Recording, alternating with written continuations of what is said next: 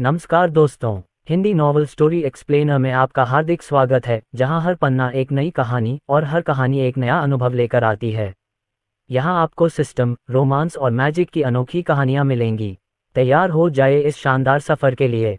अध्याय 332 भूत जेल के सुराग। इन दो शब्दों को सुनकर न केवल डू झेंगुओ दंग रह गया, बल्कि श्रीमती डू भी दंग रह गईं और विला में मौत जैसा सन्नाटा छा गया। क्या मजाक! हुआक्सिया में इतना युवा मेजर जनरल कैसे हो सकता है? हा। अचानक डू झेंगुओ थोड़ा पागलों की तरह हंसने लगा। यूनियान, मैं तुम्हारी आलोचना नहीं करना चाहता, लेकिन तुम अभी भी एक विश्वविद्यालय के छात्र हो। ये स्पष्ट रूप से एक नकली पहचान पत्र था। सौभाग्य से ये बच्चा जल्दी से भाग गया। उस पद के लिए नकली पहचान पत्र बनाना मृत्युदंड का हकदार है। क्या ये सब नकली हो सकता है? डू यूनियान ने खुद से कहा। इसी समय दरवाजे पर दस्तक हुई। डू झेंगुओ ने ठंडी सांस ली। ये सोचकर कि अर्जुन वापस आ गया है, वह गुस्से से उठ खड़ा हुआ और दरवाज़ा खोलने चला गया। बेटे, क्या तुमने बेवकूफ़ी करना बंद कर दिया है? मानो या न मानो, मैं पुलिस को बुलाऊंगा। और दरवाज़ा खुला और उसकी आवाज़ धीमी पड़ गई। अर्जुन वापस नहीं लौटा था। इसके बजाय दरवाजे पर दो युवक खड़े थे जो युद्ध जैसी आभा बिखेर रहे थे। सबसे महत्वपूर्ण बात यह थी कि विला के बाहर एक हरे रंग का सैन्य वाहन खड़ा था। गल्प! डू झेंगुओ इस दृश्य को देखकर पूरी तरह से स्तब्ध रह गया। डू यूनियान और उसकी मां को लगा कि कुछ गड़बड़ है और उन्होंने दरवाजे की ओर देखा। जो कुछ उन्होंने देखा उससे वे दंग रह गए। उनकी आंखें चौड़ी हो गईं और वे मूर्तियों की तरह जमीन पर जड़वत खड़े हो गए। डू यूनियान को तो ये भी आश्चर्य हुआ कि क्या अर्जुन की जालसाजी पकड़ी गई है। क्या सेना इतनी कुशल थी? तुम दोनों, ये है। उनमें से एक युवक ने आगे बढ़कर गंभीरता से कहा, नमस्ते, हम नेता को लेने आए हैं। जैसे ही ये शब्द उसके मुंह से निकले, इसने सीधे डू परिवार के तीनों सदस्यों के दिलों में तूफान ला दिया। क्या ये संभव है कि उस बच्चे के पास सचमुच वह पहचान थी? बिल्कुल नहीं। पहचान पत्र नकली हो सकता है, लेकिन दो लोग और उनके सामने वाला वाहन नकली नहीं था। डू झेंगुओ ने चौंककर जिज्ञासा से पूछा, क्या आप जिस व्यक्ति के बारे में बात कर रहे हैं उसका उपनाम ये है? हाँ। जैसे ही उसने ये कहा, डू झेंगुओ के पैर लड़खड़ा गए और वह लगभग जमीन पर गिर पड़ा। जब उसने अर्जुन के प्रति अपने लहजे के बारे में सोचा तो वह खुद को थप्पड़ मारना चाहता था। क्या वह अंदर है? उनमें से एक ने भौहें सिकोड़ी। डू झेंगुओ की पीठ पसीने से पूरी तरह भीग चुकी थी। वह सदमे से उभरा और कांपती आवाज में बोला, वह अभी गया है। दोनों ने एक दूसरे को देखा और सीधे गाड़ी की ओर बढ़े और फिर गाड़ी चलाकर चले गए। उन्होंने किसी तरह की विनम्रता की परवाह नहीं की। कैपिटल सिटी यूनिवर्सिटी के मुख्य प्रवेश द्वार पर अर्जुन ने प्रवेश द्वार पर स्थित विशाल शिला की ओर देखा, जिस पर सोने से कुछ शब्द उत्कीर्ण थे। यहाँ और जिस विला को वह अभी छोड़कर आया था, के बीच की दूरी ज्यादा नहीं थी, पैदल दूरी के हिसाब से लगभग 10 मिनट। क्या यह उस जगह का प्रवेश द्वार है जहाँ मेरे माता पिता कैद हैं? ऐसा नहीं लगता, अर्जुन ने खुद से कहा और अंदर चला गया। रास्ते में वह पूरे परिसर के आसपास के माहौल और लेआउट पर ध्यान दे रहा था। भूत जेल के प्रवेश द्वार को छुपाने वाली संरचना के निशान खोजने की कोशिश कर रहा था। हालांकि पूरे परिसर से गुजरने के बावजूद उसे कुछ नहीं मिला। हर्षवर्धन मेहता को मुझसे झूठ नहीं बोलना चाहिए था। क्या ऐसा इसलिए है क्योंकि अभी समय नहीं आया है? शायद मुझे तय तारीख तक इंतजार करना होगा ताकि यह बात सामने आ सके। अर्जुन ने अपना सिर हिलाया और परिसर से बाहर जाने के लिए तैयार हो गया। डू यूनियान और उसकी मां सही थे। ये जगह बहुत दूर थी। कुछ सस्ते होटलों के अलावा वहां रहने के लिए वास्तव में कोई और जगह नहीं थी। हालांकि और अधिक इमारतों का निर्माण अच्छी तरह से चल रहा था और अर्जुन बता सकता था कि शायद कुछ सालों में ये जगह भी शहर का एक हलचल भरा केंद्रीय बिंदु बन जाएगी। जैसे ही वह जाने के लिए मुड़ा, उसने झील के किनारे एक युवती को देखा। उसे आश्चर्य उसकी आकृति से नहीं, बल्कि उसके आभामंडल से हुआ। वह एक मार्शल कलाकार थी। दो पूंछ वाली महिला ने भी उसकी उपस्थिति को महसूस किया और फिर खड़ी हो गई और एक अमित्र भाव के साथ अर्जुन की ओर बढ़ी। तुम कौन से संकाय से हो? तुम मुझे क्यों घूर रहे हो? और मैंने तुम्हें स्कूल में कभी क्यों नहीं देखा? उसने कई सवाल पूछे। मैं एक जगह की तलाश में हूँ, अर्जुन ने आंखें सिकोड़कर स्पष्ट उत्तर दिया। ये फिर से वही जगह नहीं हो सकती है न? महिला ने संदेह से पूछा। उसका स्वर कुछ अनिश्चित था। ये सुनते ही अर्जुन की सांसें तेज हो गईं। उसने अपने अगले शब्द साफ साफ बोले, बताओ वह जगह कहाँ है? उसकी आवाज आदेश जैसी लग रही थी। दो पूंछ वाली महिला ने भौहें सिकोड़कर आश्चर्य से कहा, अगर आप मुझसे पूछें तो मैं किससे पूछूं? आप आज मुझसे ये पूछने वाले दूसरे व्यक्ति हैं। अभी अभी एक अंकल ने भी मुझसे इस बारे में पूछा था। अर्जुन ने महिला की कलाई पकड़ी और सख्ती से कहा, अभी तुमसे पूछने वाला व्यक्ति कहाँ है? वह कब से चला गया है? महिला का चेहरा जम गया। वह वापस लड़ना चाहती थी, लेकिन उसे तुरंत एहसास हुआ कि उसकी प्राचीन मार्शल आर्ट अर्जुन के खिलाफ बेकार थी। इस प्रकार उसने अपना हाथ बढ़ाया और 2 बजे की दिशा में इशारा किया। 2 मिनट पहले एक अंकल लंबे लबादे में मुझसे ये पूछने आए थे। वे अभी अभी स्कूल से बाहर निकले हैं। अगर आप अभी उनके पीछे जाएंगे तो शायद। इससे पहले कि वह अपनी बात पूरी कर पाती, तेज हवा का झोंका उसके पास से गुजरा और अर्जुन गायब हो गया। अध्याय 333 एक सिगरेट के बराबर समय अर्जुन के पैरों में सच्ची क्यूई प्रवाहित हुई, क्योंकि वह आगे की ओर भागा।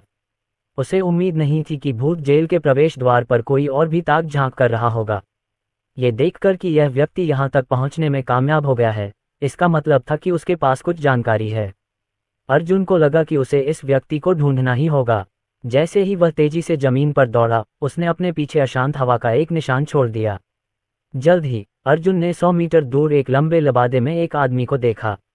ये वही है। अर्जुन के लिए एजियो ड्रैगन फैंटम बॉडी तकनीक का उपयोग करके ये दूरी तय करना काफी आसान था। हालांकि जैसे ही वह आगे बढ़ा, उसकी दिशा में एक ठंडी चमक चमक उठी। उस आदमी ने एक चाकू फेंका और उसी समय तेजी से दीवार फांदकर गायब हो गया। तुम मौत को दावत दे रहे हो। अर्जुन ने अपनी उंगलियां फैलाईं और अपनी सच्ची क्यूई को अपने हाथ के चारों ओर इकट्ठा किया और उसने फेंकने वाले चाकू को पकड़ लिया। उसी समय जब वह दीवार के ऊपर से कूदा, जो कई मीटर ऊंची थी, तो उसके घुटने भी शक्ति से भर गए। ये दृश्य देखकर आसपास से गुजरने वाले लोग डर गए। उनमें से कुछ लोग तस्वीरें लेना चाहते थे, लेकिन इससे पहले कि वे सांस ले पाते, सब कुछ खत्म हो चुका था। दीवार के उस पार एक निर्माण स्थल था। चूंकि ज्यादातर मजदूर खाना खाने चले गए थे, इसलिए वहां बहुत कम लोग थे। लंबे लबादे वाला आदमी दौड़ना जारी रखना चाहता था, लेकिन उसने महसूस किया कि एक ठंडा और घमंडी युवक पहले से ही उसके सामने खड़ा था। तुम कहाँ जा रहे हो? अर्जुन की उदासीन आवाज गूंजी, जैसे उसकी हत्या की मंशा प्रकट हो गई हो। लंबे लबादे वाले आदमी ने भौहें सिकुड़ते हुए पूछा, हमारे बीच कोई दुश्मनी नहीं होनी चाहिए, है न? तुम मेरा रास्ता क्यों रोक रहे हो? हालांकि तुम्हारे और मेरे बीच कोई दुश्मनी नहीं है, पर मैं जानना चाहता हूं कि घोस्ट प्रिजन से तुम्हारी क्या दुश्मनी है।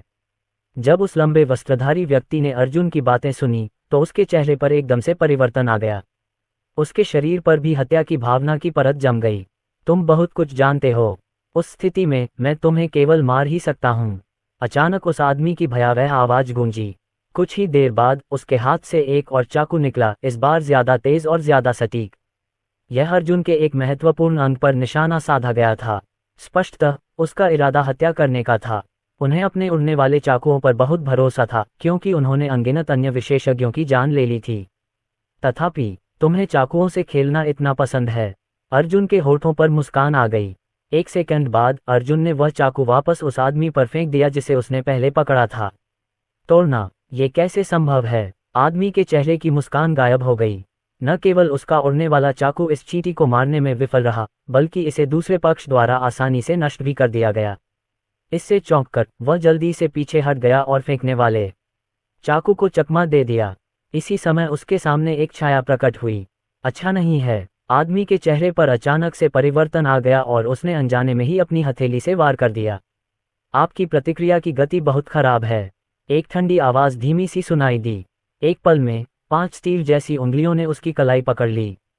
कच, एक भयानक दरार के साथ वह टूट गया। उसी समय अर्जुन ने अपने दूसरे हाथ से दूसरे पक्ष की गर्दन पकड़ ली, उसे उठा लिया और फिर उसे जमीन पर पटक दिया। टकराना। उस आदमी का शरीर बहुत ही दयनीय और दयनीय स्थिति में था। इस समय उस आदमी की आंखें भय से भरी हुई थीं। उसने उम्मीद नहीं की थी कि यह युवक इतना शक्तिशाली होगा। वह लड़ाई भी नहीं लड़ सका। ये पूरी तरह से एक तरफा था। अर्जुन ने एक पैर उस आदमी की छाती पर रखा और धीरे से उसकी जेब से सिगरेट का पैकेट निकाला। उसके हाथ हिलाने से एक सिगरेट निकली और उसने उसे मुंह में डाला और अपनी उंगलियों के एक झटके से सिगरेट सुलगा ली। धुआं रुका रहा और वह ठंडे स्वर में बोला, जब तक मैं ये सिगरेट खत्म नहीं कर लेता, तब तक तुम्हें मुझे भूत जेल के बारे में सब कुछ बताना होगा, नहीं तो तुम मर जाओगे। उस व्यक्ति को अर्जुन की आवाज मृत्यु के देवता की आवाज जैसी लगी और ऐसा लगा जैसे वह नरक के द्वार पर खड़ा है।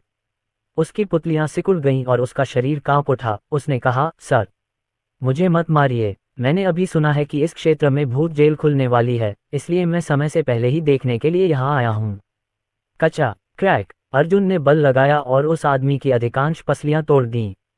मैं तुम्हारा झूठ नहीं सुनना चाहता, मुझे सिर्फ सच चाहिए। तुम्हें पता है, अगर तुम किसी की दिल की धड़कन सुनो तो ये बताना मुश्किल नहीं है कि वह झूठ बोल रहा है या नहीं। ये सुनकर उस आदमी का दुख भरा चेहरा भय में बदल गया। उसने कुछ सोचा और फिर कहा, सर, मैं आपको बताता हूँ। मैं आपको सब कुछ बता दूंगा। ग्रैंडमास्टर लिन ने ही मुझे इस जगह की रखवाली करने को कहा था। अगर भूत जेल से कोई हलचल होती है तो मुझे उन्हें रिपोर्ट करना चाहिए। ये बिल्कुल सच है। अगर मैं आपसे झूठ बोलूंगा तो मुझ पर बिजली गिर जाएगी। अर्जुन ने अपनी आंखें सिकोड़ लीं और हाथ में रखी सिगरेट बुझा दी। ग्रैंडमास्टर लिन? क्या आप जिस ग्रैंडमास्टर लिन की बात कर रहे हैं वह इंद्रजीत लिन हैं? आदमी ने जोर से अपना सिर हिलाया। यह इंद्रजीत लिन नहीं है। मेरे स्तर का कोई व्यक्ति इंद्रजीत लिन के संपर्क में कैसे आ सकता है? ये कैपिटल सिटी में लिन परिवार का ही कोई व्यक्ति है, संभवतः उसका कोई अधीनस्थ। आमतौर पर यह आदमी इंद्रजीत लिन को उसके पूरे नाम से पुकारने की हिम्मत नहीं करता, लेकिन उसे एहसास हुआ कि जैसे ही उसने ग्रैंडमास्टर लिन का जिक्र किया, इस युवक की आंखों में जानलेवा इरादे उभर आए। इसलिए वह घबरा गया। भूत जेल के बारे में आप और क्या जानते हैं? अर्जुन ने पूछा। लंबे लबादे वाले आदमी का सिर तेजी से घूम गया। अचानक उसे कुछ याद आया और उसने जल्दी से कहा, सर, एक और बात है। इंद्रजीत लिन के अधीनस्थ ने एक बार उल्लेख किया था कि भूत जेल की चाबी एक महिला के हाथ में थी। इसलिए मैंने वहां एक लड़की से इसके बारे में पूछा। मुझे लगा कि यह वही है, लेकिन मैं स्पष्ट रूप से गलत था। अर्जुन ने आंखें सिकोड़कर फिर पूछा, मैं तुमसे एक और बात पूछना चाहता हूँ। इंद्रजीत लिन अब कहाँ है? लंबे कपड़े पहने आदमी का चेहरा और भी बदसूरत होता गया और वह कड़वाहट से मुस्कुराने लगा। सर, राजधानी में उन शीर्ष परिवारों के निवास बहुत अच्छी तरह से छिपे हुए हैं। उन्हें छिपाने के लिए भी कई संरचनाएं हैं। मेरे जैसे नौकर को ये पता नहीं चल सकता कि लिन परिवार कहाँ है। अर्जुन को पता था कि सामने वाला झूठ नहीं बोल रहा है, इसलिए उसने सिर हिलाया और बाहर चला गया। जब उस आदमी ने अर्जुन को जाते देखा तो उसने राहत की सांस ली, लेकिन फिर उसकी निगाहें ठंडी हो गईं। वह अच्छी तरह से जानता था कि इस युवक की दिलचस्पी न केवल घोस्ट प्रिजन में थी, बल्कि इंद्रजीत लिन में भी थी। अगर वह लिन परिवार को इस बारे में बताता तो उसे कुछ इनाम मिल सकता था। लेकिन जैसे ही वह लड़खड़ाते हुए अपने पैरों पर खड़ा होने वाला था, एक पत्थर उसकी ओर उड़ता हुआ आया। उसके चेहरे पर भाव बदल गए। वह बचना चाहता था, लेकिन उसे एहसास हुआ कि यह असंभव है। पुची! वह उसके माथे में घुस गया और फिर वह खून से लथपथ होकर जमीन पर गिर पड़ा। अध्याय 334 हर जगह खतरे। यह सब करने के बाद अर्जुन निर्माण स्थल से बाहर निकल गया और एक टैक्सी बुलाकर पास के होटल में ठहरने के लिए तैयार हो गया। हालांकि वह निर्माण स्थल से कुछ कदम ही बाहर निकला था कि एक मेबैक कार धीरे धीरे उसके सामने आकर रुकी। अर्जुन ने भौहें सिकोड़ी। जल्द ही कार की खिड़की खुली और एक जाना पहचाना चेहरा सामने आया। जयंत जोशी, हुआक्सिया के ग्रैंडमास्टर रैंकिंग में 9वें स्थान पर। जयंत जोशी की नज़रें बेहद उलझी हुई थीं। उन्होंने अर्जुन की तरफ देखा और शांत भाव से कहा, गाड़ी में बैठो।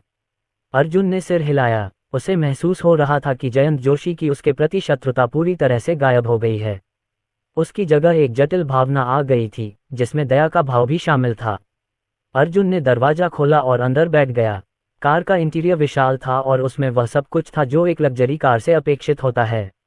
जब अर्जुन बैठ गया तो जयंत जोशी की नज़र अर्जुन पर पड़ी और उसने आह भरी। तुम्हें राजधानी नहीं आना चाहिए था। तुम्हें सचमुच नहीं आना चाहिए था। चूंकि आप कैपिटल सिटी यूनिवर्सिटी के पास दिखाई दिए, तो ऐसा लगता है कि आपको भूत जेल के बारे में पहले से ही पता है। अगर मैं आप पर नज़र रखने के लिए लोगों को नहीं भेजता, तो शायद मैं अभी भी अंधेरे में ही रहता। अर्जुन ने व्यंग्यात्मक लहजे में कहा, मेरे यहाँ आने से तुम्हारा क्या लेना देना है? क्या मुझे तुम्हें रिपोर्ट करना है? हालांकि जयंत जोशी को अर्जुन का ठंडा और घमंडी लहजा पसंद नहीं आया, लेकिन उन्होंने उसकी आलोचना नहीं की। इसके बजाय उन्होंने आगे कहा, अर्जुन, तुम रिवर सिटी जैसी छोटी जगह में खुद को विकसित कर रहे हो। भले ही तुम अब जियांगन प्रांत में नंबर 1 विशेषज्ञ हो, लेकिन तुम्हारे लिए अभी कैपिटल सिटी में कदम रखने का समय नहीं आया है। जियांगनान प्रांत और कैपिटल सिटी के बीच कोई तुलना नहीं है। कैपिटल सिटी हुआक्सिया की राजधानी है और हुआक्सिया की मार्शल आर्ट की दुनिया का केंद्र है। यहाँ की ताकतें आपकी कल्पना से कहीं ज्यादा शक्तिशाली हैं। एक बार यहाँ आपकी मौजूदगी का पता चल जाए तो आप बिना किसी संदेह के मर जाएंगे। प्रदीप कौशिक हमेशा से तुम्हें मारना चाहता था। मुझे लगता है कि उसे जल्द ही तुम्हारी खबर मिल जाएगी और फिर तुम्हारे पीछे बहुत से विशेषज्ञ लग जाएंगे। अर्जुन की आंखें सिकुड़ गईं। वह जयंत जोशी के साथ और समय बर्बाद नहीं करना चाहता था और उसने बस इतना पूछा, तुम्हें पता होना चाहिए कि इंद्रजीत लिन कहाँ है ना? जयंत जोशी स्तब्ध रह गए और उनके चेहरे पर डर का भाव आ गया। उन्होंने अर्जुन को घूरते हुए पूछा, क्या तुम इंद्रजीत लिन को मारना चाहते हो? बेवकूफ़ी भरी बात है, अज्ञानी, पागल। मैं भी इंद्रजीत लिन को मारने के योग्य नहीं हूं, तो तुम्हें क्या लगता है तुम्हारे पास कितनी संभावना है? अर्जुन, अब जब तुमने राजधानी में कदम रख दिया है तो कृपया अपने अहंकार पर लगाम लगाओ। तुम्हें पता नहीं है कि तुम किस तरह के दुश्मनों का सामना कर रहे हो। यहाँ मार्शल आर्ट की दुनिया में जिंदा रहना भी एक विलासिता है। जयंत जोशी की नज़र में भले ही अर्जुन उनके ध्यान के योग्य था और उसमें विकास की प्रबल संभावना थी, लेकिन अगर वह कैपिटल सिटी में खुद को संयमित करना नहीं जानता तो शायद वह 3 दिनों से अधिक जीवित नहीं रह पाता। यही कारण था कि वह यहाँ आया था, ताकि उसे चेतावनी दे सके। उसने कभी नहीं सोचा था कि यह बच्चा इंद्रजीत लिन को मारने के बारे में सपने में भी सोच सकता है। अपनी वर्तमान ताकत के साथ जयंत जोशी ने कहा कि यह हास्यास्पद है। अर्जुन की आंखें सिकुड़ गईं और उसने शांति से कहा, जयंत जोशी, मैं इस बार कैपिटल सिटी में हिसाब बराबर करने आया हूँ। मैं न केवल अपने माता पिता को भूत जेल से छुड़ाना चाहता हूँ, बल्कि मैं व्यक्तिगत रूप से इंद्रजीत लिन और जियांग परिवार के साथ हिसाब बराबर करना चाहता हूँ। जयंत जोशी ने जब ये सुना तो वह पूरी तरह असहाय हो गया। अर्जुन का तो जियांग परिवार को छोड़ने का भी कोई इरादा नहीं था। क्या हुआक्सिया के 2 शीर्ष परिवारों से अकेले ही निपटना होगा? पूरे हुआक्सिया में अर्जुन संभवतः एकमात्र व्यक्ति था जिसने ऐसा साहसिक दावा करने का साहस किया। इस समय वह अर्जुन से थोड़ा निराश था। अर्जुन का ऐसे शब्द कहना यह दर्शाता है कि उसका क्षितिज इतना विस्तृत नहीं था। उसे इस बात का बिल्कुल भी अंदाजा नहीं था कि जियांग परिवार और लिन परिवार हुआक्सिया की मार्शल आर्ट की दुनिया में क्या करने में सक्षम हैं। काफी देर तक हिचकिचाने के बाद जयंत जोशी ने कहा, मैं अगले कुछ दिनों में हुआक्सिया की ग्रैंड मास्टर रैंकिंग पर विशेषज्ञों को चुनौती देने की तैयारी करूंगा। राजधानी अब स्थिर पानी का एक तालाब बन गई है और मार्शल आर्ट की दुनिया उथल पुथल में है। यह ऐसी बात नहीं है जिसे आप समझ पाएंगे, लेकिन जान लें कि राजधानी पूरे देश की मार्शल आर्ट की दुनिया में तूफान का केंद्र है। यहाँ बहुत से लोग मारे गए हैं। मैं आपको एक आखिरी बात बताता हूँ। 5 साल पहले इंद्रजीत लिन हुआक्सिया की ग्रैंड मास्टर रैंकिंग में दूसरे स्थान पर थे। उनकी रैंक कभी नहीं बदली, न ऊपर न नीचे, लेकिन वास्तव में उनमें पहली रैंक लेने की क्षमता है। राजधानी में मार्शल आर्ट विशेषज्ञ सभी इस बात पर सहमत हैं कि वह और वह व्यक्ति नंबर 1 के लिए बराबर हैं। वह भी कुछ सालों के लिए गायब हो गया। कहा जाता है कि वह प्रशिक्षण के लिए एक रहस्यमयी जगह पर गया था। अफवाह है कि वह जगह हुआक्सिया के मार्शल आर्ट की दुनिया के कुलीनों के लिए नरक है। अर्जुन, मुझे बस इतना ही कहना है। हम कैपिटल सिटी के एक 5 सितारा होटल में पहुंच गए हैं। अब तुम उतर सकते हो। अर्जुन कार से बाहर निकला और मेबैक धीरे धीरे दूर चली गई। कारों की अंतहीन कतार को देखते हुए अर्जुन गहरी सोच में पड़ गया। बहुत देर बाद उसने हंसी उड़ाई। इंद्रजीत लिन नरक से लौट आया तो क्या मैं अपने माता पिता को बचाने के बाद भी व्यक्तिगत रूप से उसका सिर काट दूंगा? इसके बाद अर्जुन 5 सितारा होटल में गए और वहां प्रेसिडेंशियल स्वीट बुक करने के लिए अपना कार्ड स्वाइप किया। क्रिस होटल की सेवा का स्तर बहुत अच्छा था। एक खूबसूरत कर्मचारी जॉर्डन को सीधे 16वीं मंजिल पर स्थित प्रेसिडेंशियल स्वीट में ले गया। अर्जुन को दरवाजे पर भेजने के बाद उसने अर्जुन को आंख मारते हुए कहा, सर, अगर आपको विशेष सेवाओं की आवश्यकता है तो आप हेल्प डेस्क पर कॉल कर सकते हैं। इतना कहकर सुंदर वेट्रेस चली गई। अर्जुन ने असहाय भाव से अपना सिर हिलाया और दरवाज़ा बंद कर लिया। फिर वह सोफे पर बैठ गया, आंखें बंद कर लीं और गंभीरता से साधना करने लगा। जैसे ही रक्त ड्रैगन बाहर निकला, उसके शरीर के चारों ओर सच्ची क्यूई की धाराएं बहने लगीं। ड्रैगन की दहाड़ की आवाज़ पूरे कमरे में गूंज उठी। सौभाग्य से इस होटल के कमरे की ध्वनिरोधी व्यवस्था काफ़ी अच्छी थी, इसलिए बाहर कोई भी इसे नहीं सुन सकता था। इसके अलावा इस मंजिल पर केवल कुछ अन्य स्वीट थे। इस समय प्रदीप कौशिक अपने दफ्तर में लगी स्क्रीन पर नजर गड़ाए हुए थे। स्क्रीन पर एक व्यक्ति की तस्वीर थी जो विमान से उतर रहा था। क्या तुम्हें यकीन है कि यह व्यक्ति अर्जुन है? क्या जियांगन प्रांत के हमारे कर्मचारियों ने खबर भेजी है? ग्रैंड मास्टर झेंग, जियांगन प्रांत में हमारे स्टाफ सदस्यों को अर्जुन नहीं मिला है, लेकिन किसी ने रोशनी और सान्या को आज जियांगन हवाई अड्डे की ओर जाते हुए देखा है, इसलिए इस तस्वीर में दिख रहा आदमी अर्जुन ही होना चाहिए, एक बूढ़े व्यक्ति ने उत्तर दिया। प्रदीप कौशिक ने सिर हिलाया और अपने हाथ पीछे कर लिए। उसकी निगाहें बेहद ठंडी थीं। उसके चेहरे पर एक क्रूर मुस्कान उभर आई। अर्जुन, मैं जियांगन प्रांत में शायद तुम्हारा कुछ नहीं बिगाड़ पाता, लेकिन अब तुम मेरे क्षेत्र में हो, इसलिए मैं ये सुनिश्चित करूंगा कि तुम्हें विशेष सुविधा मिले। तुमने मेरे बेटे को चोट पहुंचाई और हमारे विशेषज्ञों को मार डाला। मैं ये सुनिश्चित करूंगा कि तुम चाहो कि तुम मर जाओ। जब उसने बोलना समाप्त किया तो उसकी नज़र उस बूढ़े व्यक्ति पर पड़ी। अर्जुन की यहाँ मौजूदगी के बारे में हर चीज़ की जांच करें। मैं जानना चाहता हूं कि वह कहाँ गया, किसके संपर्क में आया और कहाँ रहता है। वह निश्चित रूप से किसी खास कारण से यहाँ आया था, इसलिए मुझे उम्मीद है कि वह कुछ समय के लिए यहाँ रहेगा। जांच पूरी होने के बाद हमारे पास कार्रवाई करने के लिए काफ़ी समय होगा। चूंकि यह पागल कुत्ता कुछ समय से हमारे विभाग को परेशान कर रहा है, इसलिए अब समय आ गया है कि इसके पैर तोड़ दिए जाएं और इसका दयनीय जीवन समाप्त कर दिया जाए। इस समय प्रदीप कौशिक के शरीर से हत्या की तीव्र भावना निकल रही थी। अध्याय 335 बिगाड़ने वाला। अगली सुबह 8 बजे अर्जुन अपनी साधना से जागा। उसने एक गहरी सांस ली और उसके सिर के ऊपर का रक्त ड्रैगन उसके शरीर में वापस घुस गया। साधना की एक रात के बाद न केवल उसकी साधना का स्तर थोड़ा बढ़ा, बल्कि इससे उसे स्वर्ग विभाजन तलवार की तकनीक को और अधिक समझने में भी मदद मिली, जो काले वस्त्र पहने बूढ़े व्यक्ति ने उसे सिखाई थी। ये तकनीक रहस्यमय थी और अपने रक्त ड्रैगन के साथ संयुक्त होने पर अविश्वसनीय मात्रा में शक्ति उत्पन्न कर सकती थी। हालांकि उसके डेंटियन में वर्तमान में सच्ची क्यूई का भंडार केवल तकनीक की पहली चाल को उजागर करने के लिए पर्याप्त था। फिर भी वह पहले से ही इससे बहुत संतुष्ट था। इस समय उसके सामने आने वाली अधिकांश समस्याओं से निपटने के लिए जलती हुई आकाश हथेली, रक्तपिपासु स्लैश और स्वर्ग विभाजन तलवार पर्याप्त होनी चाहिए। अब उन्हें केवल हर्षवर्धन मेहता के फ़ोन का इंतजार करना था। कुछ देर इंतजार करने के बाद उसका फ़ोन बज उठा। जब उन्होंने उत्तर बटन दबाया तो उन्हें लाइन के दूसरी ओर हर्षवर्धन मेहता की परिचित आवाज़ सुनाई दी। मी अर्जुन, मैं हर्षवर्धन मेहता बोल रहा हूँ। यह मेरा वर्तमान फ़ोन नंबर है। मैं आपको ये बताने के लिए संपर्क कर रहा हूँ कि मैं विमान में सवार होने वाला हूँ। 1:11 लगभग 1.5 घंटे में कैपिटल सिटी पहुँच जाऊँगा। ठीक है, 1:11 मैं तुम्हें अपना होटल का पता भेजूँगा। फ़ोन रखने के बाद अर्जुन ने होटल के निर्देशांक भेजे। फिर उसने नाश्ते के लिए होटल की 5वीं मंजिल पर जाने का फैसला किया, लेकिन जैसे ही वह कमरे से बाहर निकलने वाला था, दरवाजे की घंटी बजी। जब उसने झांक कर देखा तो कृतिका को बाहर देखकर हैरान रह गया। उसने दरवाज़ा खोला और कृतिका का स्वागत किया। साथ ही उसने उत्सुकता से पूछा, तुम राजधानी में क्यों हो? क्या महेश राव ने तुम्हें कोई मिशन नहीं सौंपा है? कृतिका मुस्कुराए और दस्तावेज अर्जुन को सौंप दिया।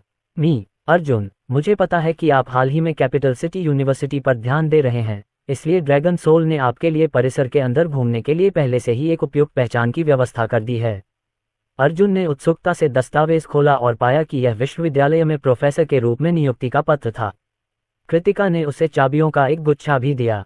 कृतिका ने बताया, ड्रैगन सोल ने इससे पहले श्री अर्जुन के लिए जो पता तय किया था, वह विश्वविद्यालय के नज़दीक नहीं था, इसलिए हमने व्यवस्था बदल दी। इस अपार्टमेंट में 3 कमरे और एक लिविंग रूम है। ये शिक्षकों के लिए है, इसलिए ये कैंपस के पास और सबसे ऊपरी मंजिल पर स्थित है, ताकि आप विश्वविद्यालय पर नज़र रख सकें। ये व्यवस्थाएं अर्जुन के लिए बहुत उपयोगी थीं, इसलिए वह बहुत संतुष्ट था। फिर कृतिका ने कहा, मी अर्जुन, मैं इस समय के दौरान कैपिटल सिटी में रहूंगी, इसलिए यदि आपको कोई समस्या आती है तो आप मुझे कॉल कर सकते हैं। हालांकि कैपिटल सिटी में ड्रैगन सोल की शक्ति सीमित है, फिर भी हम आपकी मदद करने में सक्षम होंगे। मी अर्जुन, भले ही हम इसे हल न कर सकें, लेकिन वह आदमी बेकार नहीं बैठेगा। अर्जुन ने सिर हिलाया। इससे उसे बहुत परेशानी से छुटकारा मिल जाएगा। चूंकि यह मामला सुलझ गया है, इसलिए मैं श्री अर्जुन को परेशान नहीं करूंगा। हालांकि कृपया अगले कुछ दिनों में विश्वविद्यालय के प्रिंसिपल से मिलना न भूलें। उसके बाद कृतिका चली गई। फिर अर्जुन नाश्ता करने नीचे चला गया और कमरे से बाहर निकल गया। अब वह यूनिवर्सिटी की ओर बढ़ रहा था। इस पहचान के साथ कई चीजें बहुत आसान हो जाएंगी। आखिरकार उसने कल बूढ़े आदमी से सीखा था कि भूत जेल के प्रवेश द्वार की चाबी यूनिवर्सिटी में कहीं एक महिला के हाथ में है। उसे बस उसे ढूंढना था। इसलिए अर्जुन ने अगले कुछ दिन यूनिवर्सिटी और अपार्टमेंट में बिताने की योजना बनाई। 10 मिनट बाद अर्जुन यूनिवर्सिटी पहुंच गया, जहां अब लोगों की भीड़ लगी हुई थी। ऐसा लग रहा था कि आज सभी छात्र क्लास में वापस आ गए हैं। अंदर बहुत सारी स्पोर्ट्स और लग्जरी कारें खड़ी थीं, इसलिए ये स्पष्ट था कि इनमें से कई छात्र संपन्न परिवारों से थे। अर्जुन ने कृतिका द्वारा दिए गए दस्तावेज लिए और सीधे प्रिंसिपल के कार्यालय की ओर चल दिया। इस समय स्कूल के गेट पर दो खूबसूरत आकृतियां दिखाई दी जिन्होंने आसपास के छात्रों का ध्यान आकर्षित किया। ये दोनों लड़कियां कैपिटल सिटी यूनिवर्सिटी की कैंपस की लड़कियां थीं, इसलिए भीड़ की प्रतिक्रिया बिल्कुल सामान्य थी। अगर अर्जुन पीछे मुड़ता तो वह उन दोनों को पहचान लेता। एक तो जाहिर तौर पर डू यून्यान थी, जबकि नीली टी शर्ट और स्लिम फिट स्वेटपैंट पहने दूसरी लड़की कियान यंगइंग थी, जिससे अर्जुन कल यूनिवर्सिटी में टकराया था। यून्यान, कल मैं दो विकृत लोगों से टकराया। जब उन्होंने मुझे देखा तो वे किसी जेल के बारे में बात करने लगे। इसके अलावा किसी कारण से मैं उनसे लड़ नहीं सका। शुक्र है वे जल्दी से भाग गए। अगर मुझे वे दो आदमी फिर से दिखें तो मैं उन्हें नहीं छोड़ूंगी, कियान यंगइंग ने गुस्से से कहा। ओह ठीक है यून्यान, जियांगन प्रांत की आपकी यात्रा कैसी रही? मैंने सुना है कि वहाँ कई खूबसूरत पुरुष हैं। क्या आपकी कोई रोमांटिक मुलाकात हुई? डू यून्यान ने असहज महसूस करते हुए अपना सिर हिलाया। कल के दृश्य अभी भी उसके दिमाग में घूम रहे थे। श्री अर्जुन की पहचान अभी भी उसके लिए रहस्य बनी हुई थी और पूरी रात खोजबीन करने के बावजूद भी वह कोई और जानकारी नहीं जुटा पाई थी। यून्यान, क्या तुम मेरी बात सुन भी रहे हो? तुम थोड़े हतप्रभ लग रहे हो। क्या कुछ गड़बड़ है? अगर वे दो बिगड़ल लोग न होते। अचानक उसने बोलना बंद कर दिया और दूर एक आकृति को घूरने लगी। फिर उसका गुस्सा फूट पड़ा। अरे, वह दुष्ट व्यक्ति सचमुच फिर से प्रकट हो गया। जब कियान यंगइंग अर्जुन की ओर बढ़ी तो उसके शरीर से एक मजबूत मार्शल आभा निकल रही थी।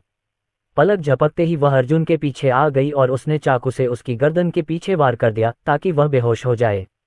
अर्जुन की आंखें सिकुड़ गईं, लेकिन उसने पीछे मुड़ने की भी जहमत नहीं उठाई।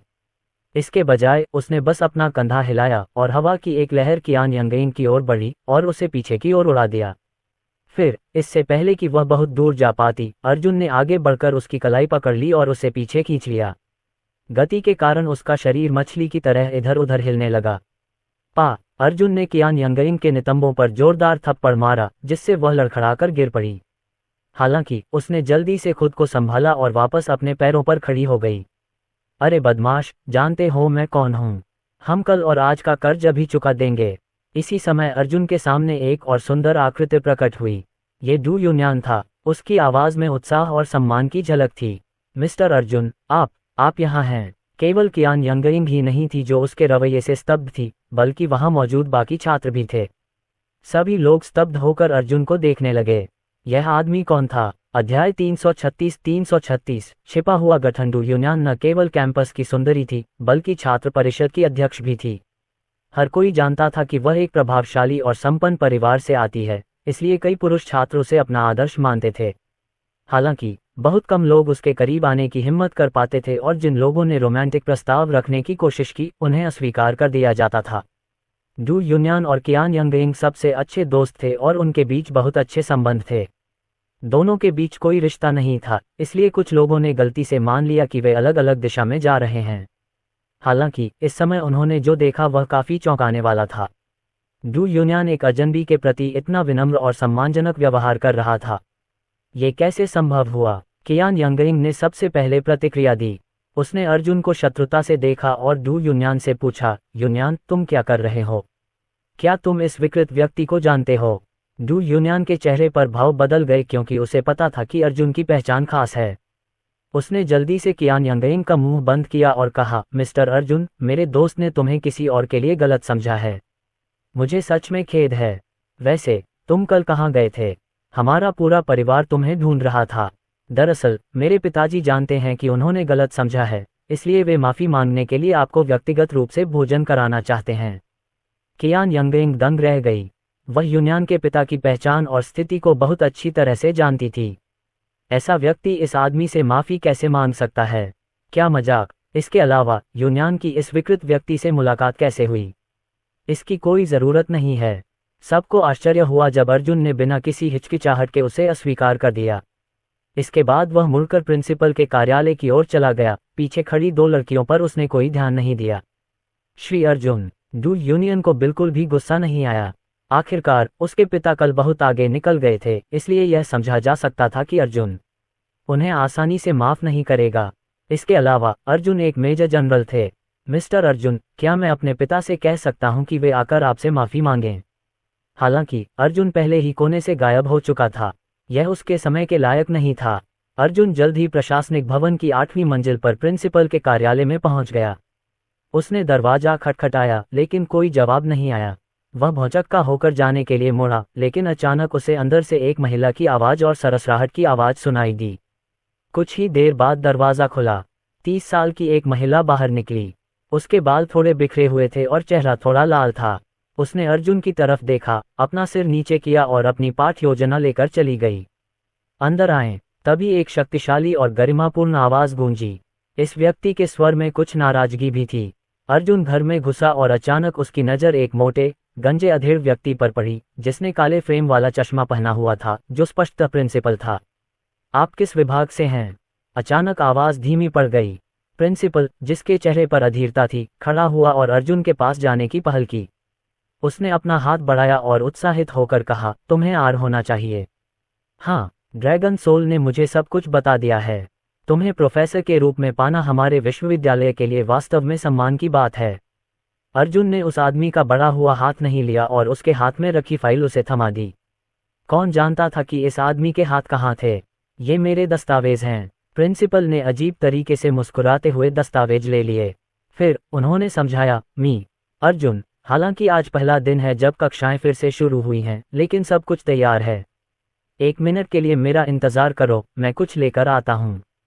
कुछ ही देर बाद प्रिंसिपल ने एक मोटा दस्तावेज निकाला और उसे सावधानी से अर्जुन को थमा दिया। उन्होंने कहा, अर्जुन, इसमें वह सब कुछ है जो आपको चाहिए, जिसमें विश्वविद्यालय द्वारा आपको दिए जाने वाले संसाधन, वेतन विवरण, भोजन कार्ड, लाभ, कक्षा कार्यक्रम और विश्वविद्यालय का खाका शामिल है। मुझे अभी भी कक्षा में जाना है। अर्जुन ने भौहें सिकोड़ी। वह यहाँ सिर्फ कुछ दिनों के लिए ही रहने वाले थे, इसलिए वह छात्रों को पढ़ाने में अपना समय बर्बाद नहीं करना चाहते थे। ड्रैगन सोल के मुख्य प्रशिक्षक के रूप में भी उन्होंने सैनिकों को शायद ही पढ़ाया हो, विश्वविद्यालय के छात्रों की तो बात ही छोड़िए। श्री अर्जुन, कृपया गलतफहमी न पालें। आपकी विशेष स्थिति के कारण आपको केवल एक यादृच्छिक कक्षा में भाग लेने की आवश्यकता है। विश्वविद्यालय और शिक्षा ब्यूरो के रिकॉर्ड के लिए यह पर्याप्त होगा। समझ गया। अर्जुन ने सिर हिलाया और दस्तावेज स्वीकार कर लिया। फिर उसने प्रिंसिपल को अलविदा कहा और बाहर निकल गया। वह एक शिक्षण भवन की सबसे ऊपरी मंजिल पर गया और अपने हाथ में मौजूद ब्लूप्रिंट को खोला और ऊपर से परिसर को देखा। अचानक उसे कुछ ध्यान आया और उसकी पुतलियां सिकुड़ गईं। यह कोई आश्चर्य की बात नहीं है कि मुझे कुछ भी नहीं मिला। इस स्कूल का लेआउट वास्तव में 9 महलों 8 त्रिग्राम संरचना है। 9 महलों की 8 त्रिग्राम संरचना एक रहस्यमय संरचना थी जिसे केवल एक निश्चित कोण से ही देखा जा सकता था। जब उन्होंने ब्लूप्रिंट को देखा और परिसर के आसपास की संरचनाओं से इसकी तुलना की, तो उन्हें एहसास हुआ कि वे सभी संरचना का हिस्सा थे। फव्वारे से लेकर प्रवेश द्वार पर लगे विशाल पत्थर, मैदान से लेकर वलय के आकार की कृत्रिम झील तक, ये सब, उसे अंततः समझ में आ गया कि भूत जेल का प्रवेश द्वार यहीं क्यों खुलता है। हालांकि एक और अत्यंत महत्वपूर्ण बात थी, और वह ये थी कि 9 महल 8 त्रिग्राम संरचना एक निषिद्ध संरचना थी। इसे सक्रिय करने के लिए बड़ी मात्रा में ऊर्जा की आवश्यकता होगी, जो इस मामले में विश्वविद्यालय के छात्रों की आंग ऊर्जा होगी। जिसने भी इसे डिजाइन किया है, उसने स्पष्ट रूप से प्रवेश द्वार को खोलने के लिए छात्रों के स्वास्थ्य की बलि देने की योजना बनाई होगी। इसके अलावा ये छात्रों की भाग्य ऊर्जा को भी प्रभावित करेगा। ये कितना क्रूर था। उस समय इस विश्वविद्यालय के सभी छात्र निश्चित रूप से दुर्भाग्य का शिकार होंगे और वे कमजोर हो जाएंगे। उन्हें ठीक होने में कम से कम एक पूरा साल लग जाएगा। इसके अलावा गंभीर मामलों में अधिक मात्रा में निकाली गई यांग ऊर्जा के परिणामस्वरूप मृत्यु भी हो सकती है। अर्जुन ने नीचे सब कुछ देखा और गहरी सोच में डूब गया। वह कोई उद्धारक नहीं था और इन लोगों के जीवन का उससे कोई लेना देना नहीं था। हालांकि ये संरचना क्रूर थी और जिसने भी इसे स्थापित किया वह भी क्रूर था। अर्जुन ने कुछ क्षण सोचा और फिर इससे निपटने का निर्णय लिया। अगर यह संरचना नष्ट नहीं हुई, तो भूत जेल में बंद उसके माता पिता को इसकी बहुत बड़ी कीमत चुकानी पड़ेगी। एक बार जब ये सक्रिय हो गया, तो कैदियों की ऊर्जा भी संभवतः अवशोषित हो जाएगी। चूंकि उसके माता पिता साधक या मार्शल कलाकार नहीं थे, इसलिए उन्हें अत्यधिक दर्द सहना पड़ता। इसके अलावा अगर उसने इस संरचना को नष्ट कर दिया, तो भूत जेल से कोई महत्वपूर्ण व्यक्ति दिखाई देगा। अध्याय 337 तुम्हें जानने का कोई अधिकार नहीं है। इसके बाद अर्जुन बालकनी में गया, कुछ स्पिरिट स्टोन निकाले और नीचे कूद गया। इस शिक्षण भवन के पश्चिमी हिस्से में छात्र अपनी साइकिलें खड़ी करते थे। इस विश्वविद्यालय के छात्र ज्यादातर अमीर थे, इसलिए उनमें से ज्यादातर या तो अपनी कार चलाते थे या फिर ड्राइवर के जरिए यहाँ आते थे। इसलिए यहाँ साइकिल रखने वाले बहुत कम लोग थे। जैसे ही वह उतरा, जमीन थोड़ी सी फट गई। फिर वह दक्षिण पूर्व की ओर बढ़ गया। 9 महलों 8 त्रिग्राम संरचना में 6 कोर थे, जिनमें से एक परिसर के पीछे एक मानव निर्मित पहाड़ी थी। ब्लूप्रिंट के अनुसार ये पहाड़ी हाल ही में बनी है। वहां पहुंचने के बाद अर्जुन ने अपनी उंगलियों से एक हाथ की मुहर बनाई और फिर एक स्पिरिट स्टोन फेंका, जो धीरे धीरे चमक रहा था। तभी अचानक से आत्मिक पत्थर फट गया और उसमें से चकाचौंध करने वाली लपटें निकलने लगीं। जैसे ही लपटें चमकने लगीं, मानव निर्मित पहाड़ी की सतह पर एक संरचना का स्वरूप प्रकट हो गया। आशा के अनुसार अर्जुन ने उपहास किया और उसके हाथ में ड्रैगन स्लेयर तलवार प्रकट हुई और उसने इसे गठन पैटर्न पर घुमाया। टकराना। संरचना का स्वरूप हिंसक रूप से हिला, जो कुछ सेकंड तक चला और फिर वह पूरी तरह से बिखर गया। एक के बाद एक सील टूटने की तीखी आवाजें गूंजने लगीं, जिसने विश्वविद्यालय के कुछ सुरक्षा गार्डों का ध्यान आकर्षित किया। हालांकि जब तक वे पहुंचे, अर्जुन पहले ही दूसरे कोर में पहुंच चुका था। शायद अगर दूसरे लोग उसे यह करते हुए देखते तो उन्हें लगता कि वह विश्वविद्यालय की संपत्ति को नुकसान पहुंचा रहा है, लेकिन असल में वह अनगिनत लोगों की जान बचा रहा था। जल्द ही दूसरा गठन कोर भी बिखर गया। विश्वविद्यालय के नेता लगातार आ रही बेवजह तेज आवाजों से पूरी तरह अचंभित थे। इसके अलावा जब उन्होंने जांच की तो उन्हें पता चला कि विश्वविद्यालय की 2 संपत्तियों को नुकसान पहुंचाया गया था। क्या हो रहा था? इसके बाद विश्वविद्यालय ने क्षेत्र में गश्त करने के लिए और अधिक सुरक्षा गार्डों को भेज दिया, क्योंकि उन्हें डर था कि कहीं फिर से कुछ न हो जाए। उसी समय भूत जेल में एक विशाल पत्थर के कमरे में कुछ बुजुर्ग लोग पालथी मारकर बैठे थे। पिछली बार सील टूटने की घटना के बाद से जेल की रखवाली करने वालों की संख्या बढ़ गई थी। आखिरकार यहाँ के सभी कैदी शक्तिशाली विशेषज्ञ थे या उनकी विशेष पहचान थी। अगर यहाँ कुछ भी हो जाए तो परिणाम अकल्पनीय होंगे। इन कुछ बुजुर्गों में प्रबल आध्यात्मिक ऊर्जा का उतार चढ़ाव था और बकरी दाढ़ी वाला बूढ़ा व्यक्ति उनमें से एक था। अचानक उनके सामने रखी एक निर्माण पट्टिका टूट गई और आध्यात्मिक ऊर्जा की एक लहर बह निकली। धमाका। जब कई बुजुर्गों ने अपनी आंखें खोलीं और मुंह में खून थूका तो जमीन कांप उठी। यह एक चौंकाने वाला दृश्य था। बकरी दाढ़ी वाले बूढ़े व्यक्ति को भी बहुत असहज महसूस हुआ। जैसे ही वह बोलने वाला था, कुछ आवाजें एक साथ उठीं। अच्छा नहीं है, 9 महलों 8 त्रिग्राम संरचना को कुछ हो गया है। वे जानते थे कि 9 महलों की 8 त्रिग्राम संरचना कितनी महत्वपूर्ण थी। अगर इसमें कुछ हुआ तो भूत जेल को अवशोषित करने वाली ऊर्जा गायब हो जाएगी। उस शक्ति के बिना महीने की शुरुआत में भूत जेल का प्रवेश द्वार खोलने के लिए उन्हें अविश्वसनीय रूप से उच्च कीमत चुकानी पड़ेगी। 10 सेकंड बाद एक ऋषि जैसे बूढ़े व्यक्ति को कुछ सूझा। उसने बकरी दाढ़ी वाले बूढ़े व्यक्ति की ओर देखा और ठंडे स्वर में कहा, टैबलेट के साथ जो हुआ उसके आधार पर 9 महल 8 त्रिग्राम संरचना पूरी तरह से नष्ट नहीं हुई है। हमें तुरंत किसी को वहां भेजना होगा ताकि जो भी हो उसे रोका जा सके। अगर पूरी संरचना नष्ट हो गई तो हम मुश्किल में पड़ जाएंगे। ठीक है, 1-11 किसी को तुरंत ये काम करने के लिए कहो, बकरी दाढ़ी वाले बूढ़े आदमी ने कहा। फिर उसने एक विशेष उपकरण निकाला और उस पर एक लाल बटन दबाया। उसने आदेश दिया, सन जेन, तुम्हें और उस व्यक्ति को अभी भी कैपिटल सिटी यूनिवर्सिटी में होना चाहिए, है ना? वहाँ क्या चल रहा है? हमें 9 महलों के 8 त्रिग्राम गठन में एक समस्या का पता चला है। जल्दी करो और इस मामले की जांच करो। कुछ ही देर बाद डिवाइस से उत्तर प्राप्त हुआ, सर, विश्वविद्यालय के आसपास कई संरचनाएं क्षतिग्रस्त हो गई हैं, लेकिन हम इसके कारण का पता नहीं लगा पाए हैं। तुरंत दूसरे गठन कोर पर जाएं। अगर आपको कोई भी उनके पास आता हुआ मिले, चाहे वह कोई भी हो, उसे मार दें। साथ ही अपराधी की लाश को घोस्ट जेल में ले आएं। मैं देखना चाहता हूं कि कौन दिन के उजाले में घोस्ट जेल के गठन को नष्ट करने की हिम्मत करता है। जैसे ही उसने बोलना समाप्त किया, डिवाइस बंद हो गई। उसी समय पूरा पत्थर का कमरा ठंडे हत्या के इरादे से भर गया था। जब ये सब हो रहा था, अर्जुन चौथे गठन केंद्र पर पहुंच गया था, जो विश्वविद्यालय के पश्चिमी कोने में एक पत्थर का स्तंभ था। पत्थर का स्तंभ 7 मीटर ऊंचा था, जिस पर विश्वविद्यालय का आदर्श वाक्य और सिद्धांत उत्कीर्ण था। ईमानदारी से कहूं तो केवल कुनलुन पर्वतों का कोई व्यक्ति ही इस संरचना से निपटने में सक्षम होगा। अधिकांश अन्य प्राचीन मार्शल कलाकारों ने इस संरचना पर ध्यान भी नहीं दिया होगा। हालांकि चूंकि कुनलुन पर्वतों में संरचना बनाने की कला कहीं अधिक उन्नत थी, इसलिए एक बार जब उन्हें पता चला कि यहाँ एक संरचना है, तो ये पता लगाना आसान था कि इसे कैसे तोड़ा जाए। अर्जुन ने संरचना कोर की सुरक्षा को फिर से तोड़ने के लिए एक आत्मा पत्थर का इस्तेमाल किया, लेकिन जैसे ही वह अपनी तलवार से स्तंभ को नष्ट करने वाला था, एक आकृति उसकी ओर बढ़ी। तुम मौत को दावत दे रहे हो। जैसे ही उस व्यक्ति ने बोलना समाप्त किया, उसने अपना हथियार निकाल लिया। जैसे ही वह अर्जुन के पास पहुंचा, हवा सीटी बजाती हुई उसके पीछे चल रही थी, और उसकी आभा ने उसके आसपास के वातावरण को मानो जमा दिया। जब वह आकृति निकट आई तो अर्जुन को ज्ञात हुआ कि यह कौन है। वह विश्वविद्यालय का एक सुरक्षा गार्ड था। एक साधारण सुरक्षा गार्ड के पास इतना भयानक सैन्य आभा कैसे हो सकता है?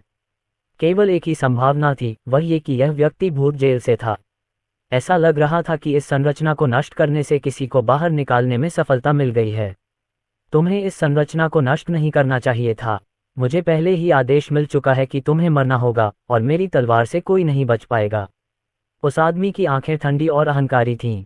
एक ठंडी किरण अर्जुन की ओर झपटी। अर्जुन ने व्यंग्य किया। उसने ड्रैगन स्लेयर तलवार को कसकर पकड़ लिया और शांति से कहा, एक साधारण चींटी मुझसे मुकाबला करने की हिम्मत कैसे कर सकती है? मैं तुम्हें दिखाऊंगा कि असली तलवार की तकनीक कैसी होती है। पलक झपकते ही दोनों तलवारें एक जोरदार धमाके के साथ टकराईं। झंकार। आदमी के चेहरे का भाव बदल गया और उसके हाथ की तलवार टूट गई। उसकी आंखें आश्चर्य से भर गईं। ये बच्चा इतना शक्तिशाली कैसे था? आप वास्तव में कौन हैं? उसकी आवाज कांप रही थी। अर्जुन ने एक कदम आगे बढ़ाया, उसकी तलवार आसमान में उड़ने के लिए तैयार थी। उसका एकमात्र उत्तर क्या था? तुम्हें जानने का कोई अधिकार नहीं है। अध्याय 338 संजय कराना। भूत जेल से आया आदमी वास्तव में 10 कदम से ज्यादा पीछे हट गया, फिर आखिरकार उसने अपना शरीर स्थिर किया। हालांकि उसके शरीर में खून उबल रहा था, और जब वह इसे और नहीं रोक सका तो उसने मुंह में खून थूक दिया। इस व्यक्ति का नाम संजय था, और वह एक विशेषज्ञ था जिसे घोस्ट प्रिजन ने एक अन्य विशेषज्ञ के साथ मिलकर कैपिटल सिटी यूनिवर्सिटी में रहने और सुरक्षा की व्यवस्था की थी। आखिरकार ये संरचना भूत कारागार की ऊर्जा से संबंधित थी और अत्यंत महत्वपूर्ण थी।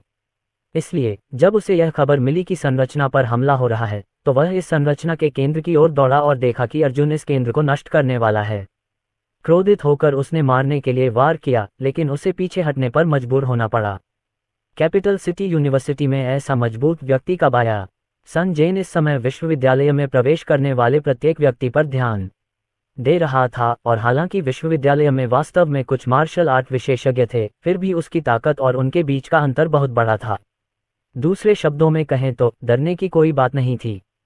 फिर इस युवक की ताकत और अस्तित्व को कैसे समझाया जा सकता है?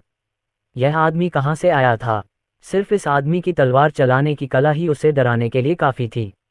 बेटे, मुझे नहीं पता कि तुम इस संरचना को क्यों नष्ट करना चाहते हो, लेकिन कुछ ताकतें हैं जिन्हें तुम अपमानित नहीं कर सकते। संजय ने अपने बढ़ते रफ्तार को दबाया और ठंडे स्वर में कहा। अर्जुन को इस आदमी को मारने की कोई जल्दी नहीं थी, इसलिए उसने अपनी आंखें सिकुड़ते हुए कहा, मुझे बताओ कि भूत जेल का प्रवेश द्वार कहाँ है, और मैं तुम्हें तुरंत मौत दे दूंगा। संजय के चेहरे पर आश्चर्य की लकीरें उभर आईं।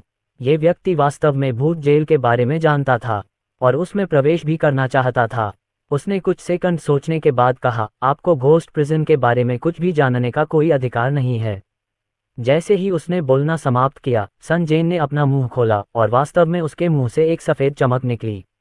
सफेद चमक एक काली आभा उत्सर्जित कर रही थी। ये जहरीला था। अर्जुन की आंखें ठंडी हो गईं और उसने तेजी से हमले का सामना करने के लिए अपनी ड्रैगन स्लेयर तलवार घुमाई। तलवार के वार से सफेद चमक बिखर गई और एक छिपा हुआ हथियार जमीन पर गिर गया। वह कैसे संभव है? संजय को झटका लगा। कोई भी साधारण विशेषज्ञ उस छिपे हुए हथियार को नहीं भांप पाता, फिर भी इस बच्चे ने न केवल उसे भांप लिया था, बल्कि उसने कुछ ही क्षणों में जवाबी हमला भी कर दिया था। फिर भयभीत होकर चिल्लाते हुए उसने अपनी टूटी हुई तलवार उसके सामने रख दी। अर्जुन आक्रमण कर रहा था। चकमा देने के लिए बहुत देर हो चुकी थी। असहाय होकर उसने क्षति को न्यूनतम करने के लिए यथाशीघ्र पीछे हटने की कोशिश की। उसकी छाती पर एक बड़ा घाव हो गया और खून बहने लगा। वह पीछे की ओर लड़खड़ा गया और लगभग जमीन पर गिर गया। उसका पहला विचार भागने का था। इस स्तर के विशेषज्ञ का उनसे कोई मुकाबला नहीं था। घबराए हुए संजय को देखते हुए अर्जुन की आंखें सिकुड़ गईं। उसने 2 कदम आगे बढ़ाए और एक तीखी आवाज सुनाई दी जब ड्रैगन स्लेयर तलवार फिर से हवा में सीटी बजाती हुई चली गई। रुको, मत करो। इससे पहले कि संजय अपनी बात पूरी कर पाता, उसके शरीर पर एक और ठंडी चमक छा गई। उसकी पुतलियां अचानक फैल गईं और उसकी आंखें भय से भर गईं। विश्वविद्यालय में ऐसा राक्षस कैसे हो सकता है? एक और तीखी चीख निकली जब उसके सीने पर दूसरा घाव बना दिया गया। यहां तक कि हड्डियों के निशान भी दिखाई दे रहे थे। अर्जुन को फिर से कदम दर कदम अपनी ओर आते देख वह पसीने से तरबतर हो गया। कोई और विकल्प न होने पर उसने भूत जेल की गुप्त तकनीक का उपयोग करके भागने के लिए अपने रक्तसार की एक बूंद को बाहर निकाला। वह अच्छी तरह जानता था कि यदि वह अभी नहीं भागा तो निश्चित रूप से मर जाएगा। जमीन खून से लथपथ थी और जीवन शक्ति तेजी से बह रही थी। इस समय अर्जुन ग्रिम रीपर था और उसकी भयानक तलवार ग्रिम रीपर की दरांती थी।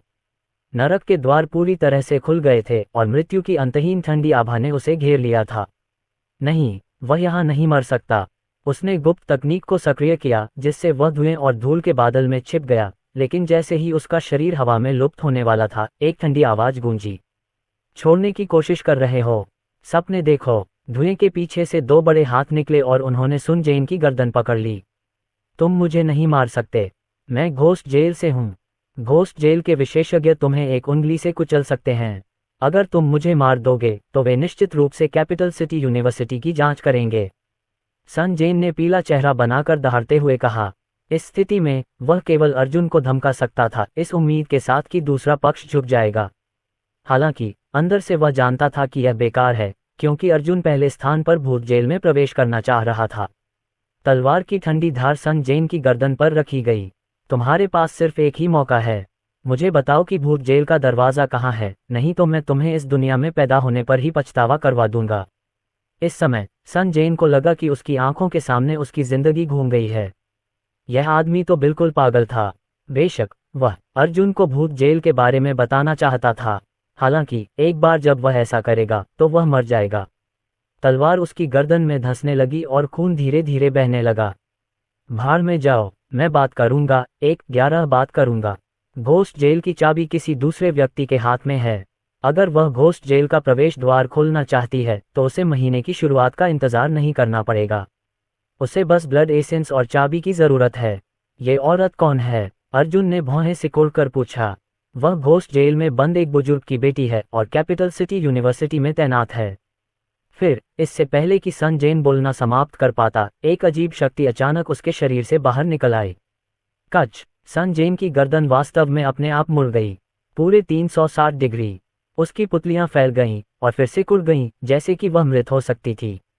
अर्जुन के चेहरे के भाव बदल गए। इस बार उसने अपने प्रतिद्वंद्वी के शरीर में सील पर ध्यान नहीं दिया था। उसकी ठंडी निगाहें आसपास के माहौल पर घूमीं और उसने पाया कि वहां पहले से ही कुछ सुरक्षा गार्ड दौड़ रहे थे। उसके पास अब समय नहीं था, इसलिए उसने एजियो ड्रैगन फैंटम बॉडी तकनीक को सक्रिय किया और फिर अपने सामने की इमारत की छतों को पकड़ते हुए छलांग लगा दी। जैसे ही उसने अपनी सच्ची क्यूई को अपनी उंगलियों और पैरों में प्रवाहित किया, वह बार बार इमारत की तरफ कूदता रहा और उसे चढ़ता रहा। आखिरकार वह छत पर पहुंच गया। वह छत के किनारे खड़ा था और पूरे परिसर को नीचे देख रहा था। हालांकि सन जेन मर चुका था, लेकिन उसके आखिरी शब्दों ने अर्जुन को एक सुराग दे दिया था। वह जिस व्यक्ति की तलाश कर रहा था वह विश्वविद्यालय में था। एक छात्र, स्टाफ सदस्य, या उस समय अर्जुन की आंखें अत्यंत गंभीर थीं। अध्याय 339 विद्या भाग 1। तभी अर्जुन की जेब में फोन की घंटी बजी। उसने फोन पर नजर डाली तो पाया कि फोन करने वाला हर्षवर्धन मेहता है। वह अवश्य ही विमान से उतर गया होगा। मिस्टर अर्जुन, मैं पहले ही होटल पहुंच चुका हूं, कॉल लगने पर हर्षवर्धन मेहता ने कहा। अर्जुन की आंखें सिकुड़ गईं और उसने जवाब दिया, मुझसे मिलने के लिए कैपिटल सिटी यूनिवर्सिटी आओ। ठीक है। हर्षवर्धन मेहता की ना कहने की हिम्मत नहीं हुई। कॉल तुरंत समाप्त हो गई। इसके बाद अर्जुन ने बिना किसी हिचकिचाहट के सीधे शेष 2 संरचनाओं की ओर दौड़ लगा दी। चाहे जो भी हो, इस संरचना को नष्ट करना ही था। और अधिक विस्फोट हुए। 5 मिनट बाद भूत जेल के पत्थर वाले कमरे में बुजुर्गों के चेहरे पर बदसूरत भाव आ गए थे, क्योंकि संरचना पूरी तरह से नष्ट हो गई थी। उनकी साल भर की मेहनत धुएं में चली गई। बकरी दाढ़ी वाले बूढ़े व्यक्ति ने भी फुसफुसाते हुए कहा, मेरे प्रभु, सन जेन को कुछ हो गया है। अब बाहर केवल एक ही व्यक्ति बचा है। अन्य बुजुर्गों ने एक दूसरे की ओर देखा और उनकी आंखों में गुस्सा देखा। वह कौन था जिसने भूत जेल से किसी को मारने की हिम्मत की थी? वह कौन था जिसने संरचना को नष्ट कर दिया था? बुजुर्गों में से एक ने खड़े होकर कहा, संरचना नष्ट हो गई है, इसलिए मैं सुझाव देता हूं कि हम भूत जेल को 1 साल के लिए सील कर दें। अन्यथा हमारे लिए शेड्यूल के अनुसार जेल खोलना बेहद खतरनाक होगा और हमें अप्रत्याशित नुकसान भी हो सकता है। मैं सहमत नहीं हूँ, दूसरे बुजुर्ग ने तुरंत जवाब दिया। भूत जेल को कुछ दिनों में खोलना होगा। कुछ महत्वपूर्ण कैदी बेहद खतरनाक परिस्थितियों में हैं। अगर मेडिसिन एलायंस से कोई भी अंदर नहीं आता है तो वे निश्चित रूप से मर जाएंगे। क्या उन लोगों की जान भूत या जेल की सुरक्षा से ज्यादा महत्वपूर्ण है? जो भी अपराधी था उसे जेल के बारे में जरूर पता होगा। अगर वह अंदर घुसकर अराजकता फैलाता है तो क्या तुम उसकी कीमत चुका सकते हो?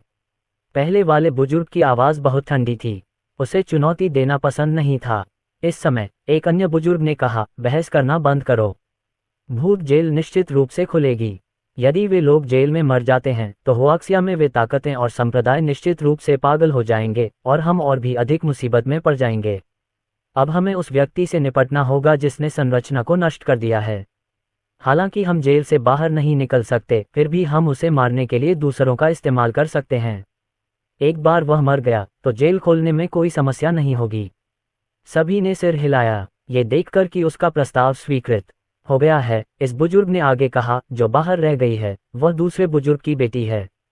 हम सभी उसकी ताकत से वाकिफ हैं, इसलिए जब तक वह अपराधी को ढूंढ सकती है उसके लिए उससे निपटना आसान होना चाहिए। इसके अलावा वह सील पकड़ने में भी कुशल है। राजधानी में कुछ मार्शल आर्ट परिवार हैं जो अभी भी हमारे एहसानों के ऋणी हैं। अगर हम उन एहसानों का बदला ले लें तो हम 3 दिनों में अपराधी से छुटकारा पा लेंगे। ठीक है, तो चलो ये करते हैं। इस समय बुजुर्गों के बीच एक समझौता हुआ। अर्जुन ने जब उस संरचना को नष्ट कर दिया तो वह शिक्षक के अपार्टमेंट की ओर चल पड़ा जिसे ड्रैगन सोल ने उसके लिए व्यवस्थित किया था। आज विश्वविद्यालय में जो कुछ हुआ था उसके बारे में संभावना थी कि शहर के अधिकारी और ड्रैगन सोल इस खबर को दबा देंगे, इसलिए उसे इसके बारे में चिंता करने की जरूरत नहीं थी। उसने चाबी पर कमरे का नंबर देखा और फिर लिफ्ट के अंदर कदम रखा। हालांकि दरवाजा बंद होने से पहले बाहर से 2 पतले हाथ दरवाजे को बंद होने से रोकने के लिए अंदर पहुंचे। तभी एक महिला आई। उसने अर्जुन की तरफ देखा और मुस्कुराई। फिर उसने एक बड़ा सा बक्सा अंदर खींच लिया। महिला लंबी थी और उसके कंधे तक लंबे बाल थे। उसने साधारण कपड़े पहने थे, लेकिन इससे उसकी सुंदरता पर कोई असर नहीं पड़ा। इस तथ्य को देखते हुए कि वह इस लिफ्ट में थी, संभावना थी कि वह यहाँ एक शिक्षिका थी। चूंकि बक्सा बहुत भारी था, इसलिए महिला को झुककर पूरी ताकत से बक्से को लिफ्ट में खींचने की कोशिश करनी पड़ी। अर्जुन ने चुपचाप खड़े होकर यह सब न देखने का निर्णय लिया।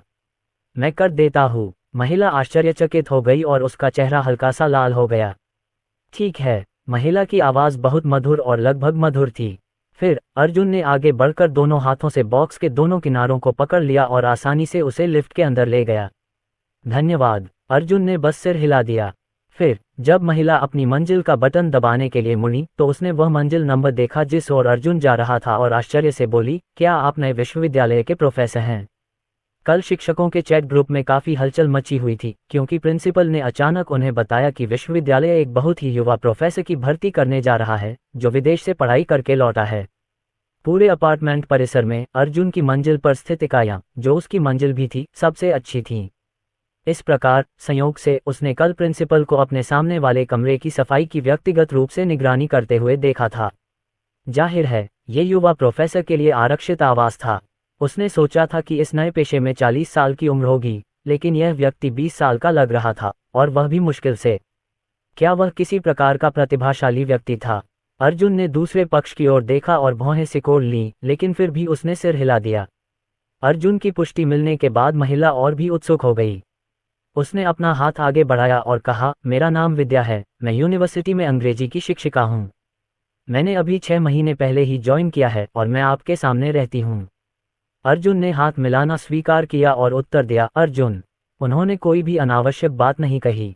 इस तरह लिफ्ट में माहौल तुरंत अजीब हो गया। सौभाग्यवश लिफ्ट का दरवाज़ा जल्द ही खुल गया और अर्जुन ने एक हाथ से बॉक्स को बाहर निकाल लिया। मैं इसे लाने में आपकी मदद करूंगा। विद्या जल्दी से लिफ्ट से बाहर निकली और बाईं ओर के दरवाजे की ओर चली गई। दरवाजा खुलते ही अर्जुन ने बॉक्स लिविंग रूम में रख दिया और जाने के लिए तैयार हो गया। प्रोफेसर, ये 1 मिनट रुकिए, 1 कप पानी पीजिए और आराम कीजिए। विद्या ने वाटर डिस्पेंसर से एक गिलास पानी निकाला और सावधानी से अर्जुन को दे दिया। अर्जुन ने गिलास नहीं लिया, इसके बजाय वह उसे घूरता रहा।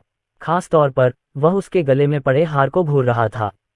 हार पर एक चमकदार 7 रंग का पत्थर था जो प्रकाश को खूबसूरती से प्रतिबिंबित करता था। पृथ्वी आत्मा रहस्यमय पत्थर। ये कुनलुन पर्वत से प्राप्त एक अत्यंत कीमती पृथ्वी आत्मा रहस्यमय पत्थर था। इस समय उसकी सांसें थोड़ी तेज हो गईं। इसके अलावा वह अपनी जेब में रखे काले पत्थर को हिलता हुआ महसूस कर सकता था। ऐसा लग रहा था कि वह पृथ्वी आत्मा रहस्यमय पत्थर को अपने अंदर समाहित करना चाहता है। अध्याय 340 विद्या भाग 2। विद्या को इस बात पर आश्चर्य हुआ कि अर्जुन ने पानी का गिलास स्वीकार नहीं किया। हालांकि जब उसने देखा कि अर्जुन कहाँ देख रहा था तो उसने अनजाने में अपनी छाती पर नजर डाली और शर्मा गई। उसकी शर्ट का पहला और दूसरा बटन खुला हुआ था। उसने जल्दी से अपनी शर्ट के बटन लगाए। उसका दिमाग घूम रहा था। उसने सोचा था कि चूंकि यह चयन इतनी कम उम्र में प्रोफेसर बन गया था, इसलिए वह शैक्षणिक और चरित्र के मामले में अन्य पुरुष शिक्षकों से निश्चित रूप से अलग होगा। हालांकि उसने कभी उम्मीद नहीं की थी कि अर्जुन उसे इतनी बेशर्मी से घूरेगा। एक प्रोफेसर के रूप में क्या उन्हें अधिक सज्जनतापूर्ण नहीं होना चाहिए? प्रोफेसर ये आप। जैसे ही वह बोलने वाली थी, अर्जुन ने उत्साह से पूछा, शिक्षक वेई, क्या आप मुझे अपना हार देखने देंगी? इसके अलावा अगर मैं पूछूं तो आपको यह हार कहाँ से मिला? विद्या दंग रह गई। उसने हार को छूने के लिए हाथ बढ़ाया और तुरंत समझ गई कि उसे गलत विचार आ गया है। उसका चेहरा और भी लाल हो गया। उसने हार को उतारकर अर्जुन को देते हुए कहा, यह मेरी माँ की ओर से एक उपहार है। उन्होंने मुझे ये तब दिया था जब मैं 18 साल की थी। मेरे शरीर में कुछ जन्मजात समस्याएं हैं जिन्हें दूर करने के लिए मुझे ये हार पहनना पड़ता है। मिस्टर अर्जुन, आप इसे केवल कुछ समय के लिए ही देख सकते हैं। अर्जुन ने सिर हिलाया और अपने हाथ में हार को देखा। उसे यकीन था कि हार पर लगा स्पिरिट स्टोन अर्थ सोल मिस्टिक स्टोन था। ये पत्थर बहुत कीमती था। कुनलुन पर्वतों में भी इसे अमूल्य खजाना माना जाता था। जैसे ही वह विद्या से पूछने वाला था कि क्या वह हार खरीद सकता है, उसे एहसास हुआ कि पूरा कमरा बेहद ठंडा हो गया था। ये है। उसने सिर उठाकर देखा कि विद्या का चेहरा पीला पड़ गया था और उसके चारों ओर बर्फ जम गई थी। इसके अलावा विद्या के शरीर के चारों ओर रक्त की आभा की धाराएं प्रकट हुईं, जो उसकी अपनी आभा से भी अधिक प्रबल थी। कम से कम उसे उसकी बराबरी का आभामंडल बनाने के लिए हजारों लोगों को मारना पड़ा। हालांकि उन्होंने कहा कि वह इस स्थिति के साथ पैदा हुई थीं। इस समय उसके शरीर में मौजूद खूनी ड्रैगन को खतरा महसूस हो रहा था। ड्रैगन की दहाड़ें ऐसी गूंज रही थीं मानो वह गुस्से में हो, और ऐसा लग रहा था कि वह उसके शरीर से बाहर निकलने के लिए तैयार है। अर्जुन ने बलपूर्वक रक्त अजगर को दबा दिया और फिर अपना ध्यान पुनः विद्या की ओर लगाया। शैतानी खून ठंडा शरीर। इससे उसे और भी अधिक आश्चर्य हुआ और ऐसा लगा जैसे उसके हृदय में एक बड़ी लहर टूट पड़ी हो। दुष्ट रक्त शीतकाया, जो कुनलुन पर्वतों में भी अत्यंत दुर्लभ थी, वास्तव में यहाँ प्रकट हुई थी। उसे तुरंत समझ आ गया कि विद्या को यह हार क्यों पहनना है। पृथ्वी आत्मा रहस्यमय पत्थर के दमन के बिना विद्या की स्थिति किसी भी समय भड़क सकती है, और जब ऐसा होता है तो उसे बचाने में मुश्किल होगी। इस प्रकार उन्होंने पृथ्वी आत्मा रहस्यमय पत्थर खरीदने का विचार त्याग दिया और तुरंत ही हार विद्या को वापस कर दिया। इसे जल्दी से पहन लो।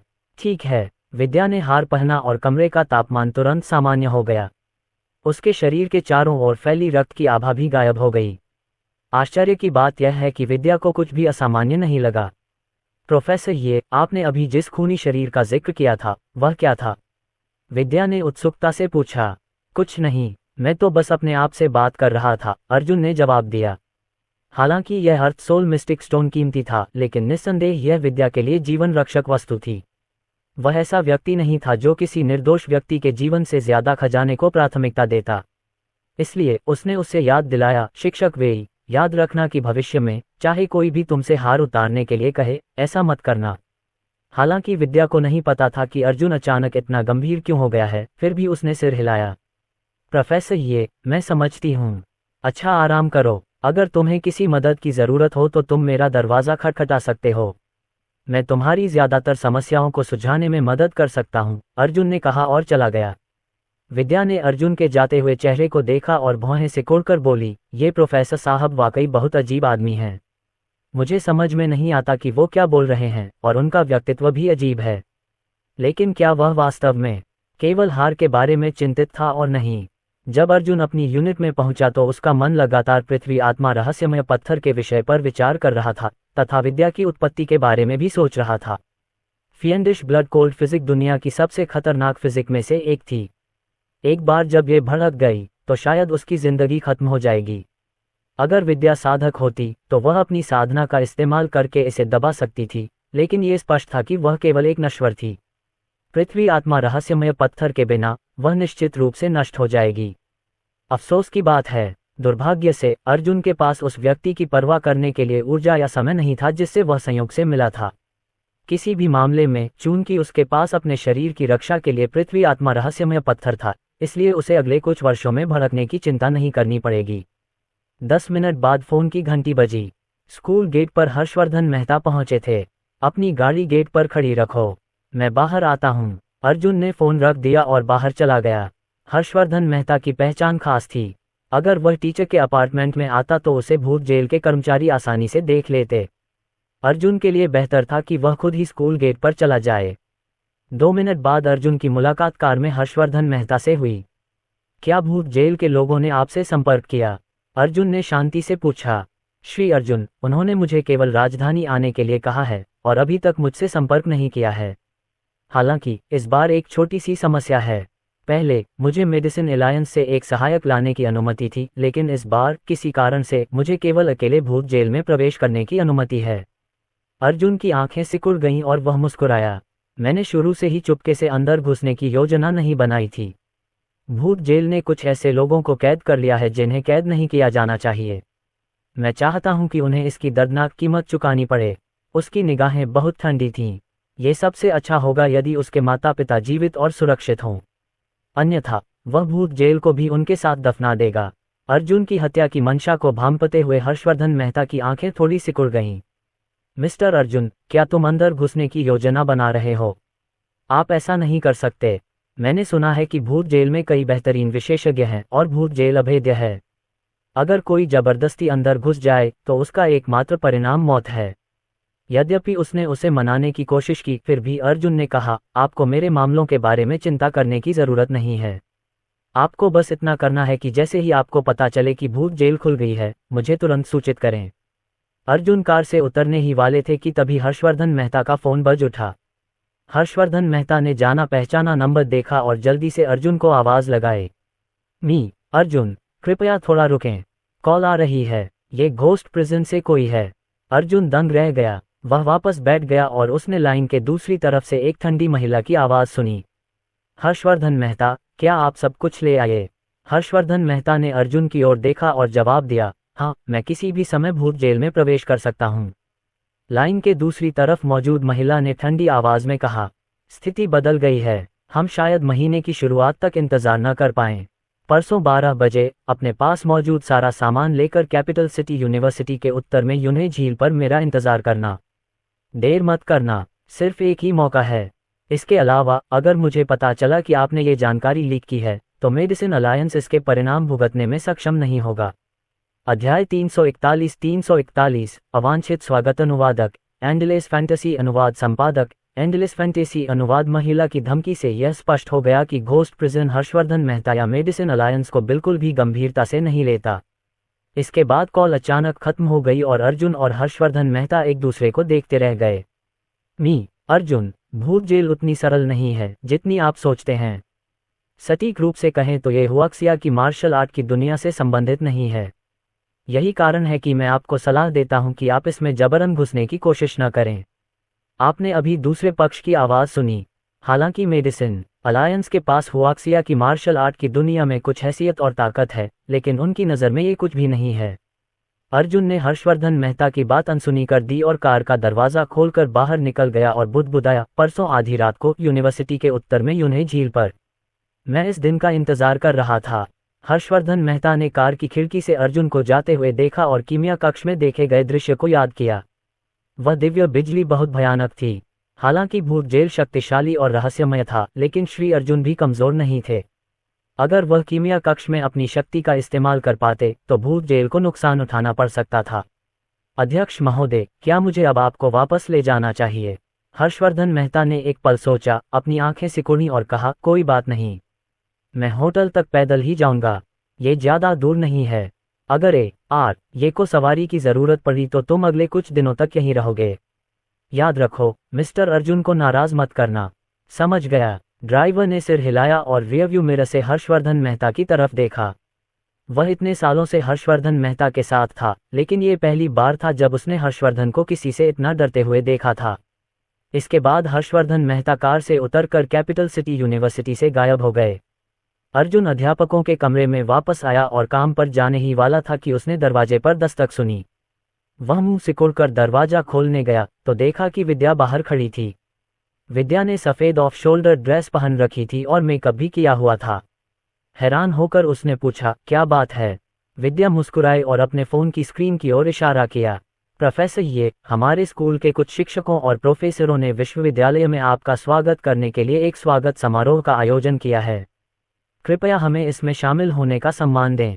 विद्या बहुत उत्सुक थी। उसे लगा था कि अर्जुन जरूर मान जाएगा, लेकिन अप्रत्याशित रूप से अर्जुन ने उसे अस्वीकार करने में भी संकोच नहीं किया। इसकी कोई ज़रूरत नहीं है, मुझे शांति और स्थिरता पसंद है। विद्या चौंक गई और उसका चेहरा काला पड़ गया। प्रोफेसर, ये सिर्फ भोजन है, इसमें आपका ज़्यादा समय नहीं लगेगा। इसके अलावा हमने पहले से ही एक निजी कमरा बुक कर लिया है। अगर मिस्टर अर्जुन नहीं आते हैं तो हम सभी को काफ़ी शर्मिंदगी होगी। आखिरकार आप इस कार्यक्रम के मुख्य पात्र हैं। अर्जुन ने विद्या की तरफ देखा और फिर कुछ सोचा। उसने पहले ही फ़ोन करने वाले की आवाज़ याद कर ली थी, जो संभवतः विश्वविद्यालय में कोई शिक्षक या प्रोफेसर था। ऐसे में सभी से मिलना और ये देखना कि क्या वह इस व्यक्ति की पहचान के बारे में कुछ सुराग पा सकता है, कोई बुरी बात नहीं थी। अर्जुन ने कहा, ऐसी स्थिति में तो मैं जाऊंगा। अर्जुन का उत्तर प्राप्त करने के बाद विद्या ने तुरंत अपना फ़ोन स्क्रॉल किया और अन्य शिक्षकों के संदेशों का उत्तर देने लगी। कुछ सेकंड बाद विद्या ने अर्जुन से कहा, प्रोफेसर, क्या आप नीचे जाने से पहले अपने कपड़े बदलना चाहेंगे? वे अब स्कूल के गेट पर हैं। इसकी कोई ज़रूरत नहीं है। चलो चलें। ठीक है। विद्या और अर्जुन सीधे स्कूल के गेट की ओर चल दिए। रास्ते में उन्होंने खूब ध्यान आकर्षित किया, जिससे पता चला कि विद्या यूनिवर्सिटी में कितनी लोकप्रिय थीं। कुछ ही देर बाद वे दोनों स्कूल के गेट पर पहुंचे, जहां 8 लोग इंतजार कर रहे थे, 4 पुरुष और 4 महिलाएं। पुरुषों की उम्र 30 से 40 साल के बीच थी, जबकि चारों महिलाएं विद्या से उम्र में बड़ी थीं, लेकिन फिर भी काफ़ी जवान दिख रही थीं।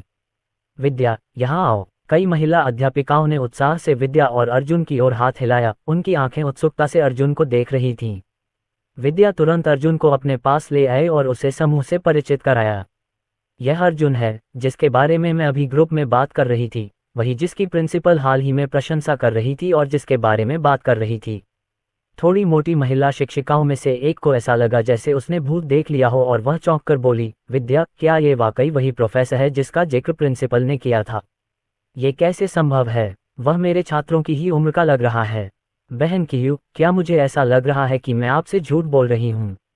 विद्या ने मुस्कुराते हुए समझाया, वह मेरे सामने रहता है और प्रिंसिपल ने खास तौर पर कहा था कि यह कमरा नए प्रोफेसर के लिए आरक्षित है। ये सुनकर सभी के पास विश्वास करने के अलावा कोई विकल्प नहीं था, हालांकि उनके चेहरे पर अभी भी आश्चर्य था। उनके ऐसा कहते ही सभी को अर्जुन की पहचान पर विश्वास हो गया। एक अन्य चश्माधारी शिक्षिका ने अपना हाथ आगे बढ़ाया और अर्जुन से कहा, प्रोफेसर, मेरा नाम जेंगरुई है। मैं फ्रेंच विभाग की शिक्षिका हूँ। मुझे उम्मीद नहीं थी कि आप इतने युवा होंगे। ऐसा लगता है कि शिक्षा जगत में आपके आगे काफ़ी अच्छा भविष्य है। और ठीक है, मिस्टर अर्जुन, आपने किस विश्वविद्यालय से स्नातक किया है? ये प्रश्न सुनकर अर्जुन को कृतिका द्वारा दिए गए दस्तावेजों पर लिखे विवरण याद आ गए। स्टैनफोर्ड। जैसे ही ये शब्द कहे गए, अर्जुन तुरंत उन स्त्रियों के ध्यान का केंद्र बन गए। ये देखकर चारों पुरुष उदास हो गए और ईर्ष्या और जलन से अर्जुन को देखने लगे। उन चारों के इस स्वागत रात्रिभोज में शामिल होने का कारण यह नहीं था कि उनकी अर्जुन में रुचि थी, बल्कि इसलिए था कि विद्या भी वहां मौजूद थी। विश्वविद्यालय में अनगिनत छात्रों और शिक्षकों की ड्रीम गर्ल होने के नाते विद्या शायद ही कभी समारोहों में जाती थीं। इस बार एक नए प्रोफेसर के लिए उन्होंने वास्तव में स्वागत रात्रिभोज का आयोजन करने की पहल की। वे ईर्ष्या क्यों न करें? इससे भी महत्वपूर्ण बात यह है कि प्रिंसिपल ने विद्या के सामने वाला अपार्टमेंट अर्जुन को दे दिया था। कौन जानता था कि अगर वह विद्या के करीब पहुंच गया तो क्या होगा? वे चारों हमेशा से अविवाहित थे और उनमें से एक ने 2 महीने पहले अपनी पत्नी को तलाक भी दे दिया था, इस उम्मीद में कि शायद कोई मौका मिल जाए। उन्होंने विद्या को अनगिनत बार अकेले डिनर पर चलने के लिए कहा था, लेकिन उसने सभी को मना कर दिया था। हालांकि इस बच्चे को आते ही विशेष उपचार मिला। कितना अनुचित! क्या इसकी वजह यह थी कि वह युवा था? इसका क्या फायदा था? शिक्षा जगत में जो चीज़ मायने रखती थी वह थी योग्यता और क्षमता। अर्जुन ने स्वाभाविक रूप से चारों पुरुष शिक्षकों की शत्रुता को भांप लिया और असहायता से अपना सिर हिलाते हुए सभी से कहा, चलो खाना खाते हैं। मुझे आज रात को भी कुछ काम करना है। वह उनकी शत्रुता से परेशान नहीं था। आखिरकार वे भी तो साधारण लोग ही थे। जुगनू की रोशनी चांद की चमक से कैसे मुकाबला कर सकती है। एक पुरुष शिक्षक को कुछ सूझा और उसने मर्सिडीज बेंज कार की चाबियां निकालीं। उसने कहा, प्रोफेसर, ये क्या मैं जान सकता हूं कि आपकी कार कहाँ खड़ी है? स्कूल में भी शिक्षकों के लिए आर्थिक रूप से प्रतिस्पर्धा करना आम बात थी। इससे सबका ध्यान अर्जुन की ओर गया। यदि अर्जुन प्रतिभाशाली और धनी होता तो वह आदर्श व्यक्ति होता। अप्रत्याशित रूप से अर्जुन ने कंधे उचकाए और शांति से कहा, मेरे पास कार नहीं है। स्टोरी पसंद आई तो लाइक और शेयर करना न भूलें। हमारे टेलीग्राम चैनल को ज्वाइन करने से आपको नई स्टोरीज और अपडेट्स मिलते रहेंगे। ज्वाइन करने के लिए लिंक पर क्लिक करें।